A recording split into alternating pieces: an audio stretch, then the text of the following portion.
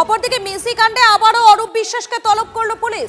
আগামীকাল বেলা 12টার মধ্যে বিধাননগর দক্ষিণ থানায় হাজিরার নির্দেশ দেওয়া হয়েছে। 2025-এর 13ই ডিসেম্বর যুবভারতীতে মেসির অনুষ্ঠানে চরম বিশৃঙ্খলা। অরূপ বিশ্বাসের ঘেরাটোপে মেসিকে দেখতে না পেয়ে স্টেডিয়ামে আছড়ে পড়ে জনরোষ। সেই সময় অনুষ্ঠানের আয়োজক শতদ্র দত্তকে গ্রেফতার করেছিল পুলিশ। রাজ্যে পালাবদলের পর অরূপ বিশ্বাসের বিরুদ্ধে থানায় অভিযোগ দায়ের করেন শতদ্র এবং সেই অভিযোগের ভিত্তিতে আগেও তলব করা হয়েছিল তাকে। বৃহস্পতিবার অসুস্থতার কথা জানিয়ে হাজিরা দেননি অরূপ বিশ্বাস। এই প্রেক্ষাপটে ফের তাকে তলব করেছে পুলিশ।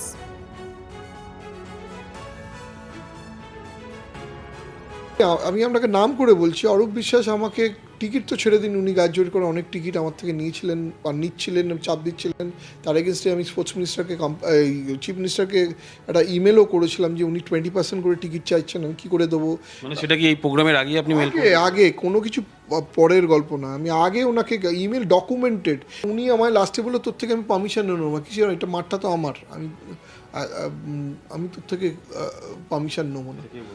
এটা অরূপ বিশ্বাস আমায় বলেছিল যে অ্যাক্সেস কার্ড তোমাকে দিতেই, যদি না দিস আমি তোর পারমিশন নেবো না। উনি জানেন উনি শোফলোতে নেই, উনি প্রথমে ঢুকে, আমি গিয়ে সিপিকে বললাম যে মাঠে এত লোক, উনি আমাকে বললেন দেখছি তার মধ্যে উনি ঢুকে পড়লেন।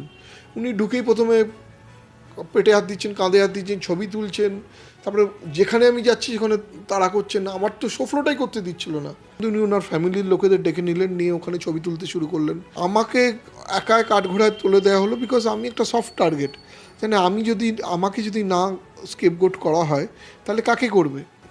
আমি যদি মিসম্যানেজমেন্ট করতাম, বাকি 3টে ইভেন্টেও তো মিসম্যানেজমেন্টই হতো। আমার টিমই তো করেছে, এখানেও আমার ভেন্ডার, এখানেও আমার ভেন্ডার ছিল। আমি তো আদালতে যাবই এবং আমি রিকোয়েস্ট করবো কারেন্ট গভর্নমেন্টকে ইনভেস্টিগেশন স্টার্ট করা হোক। I am ready to face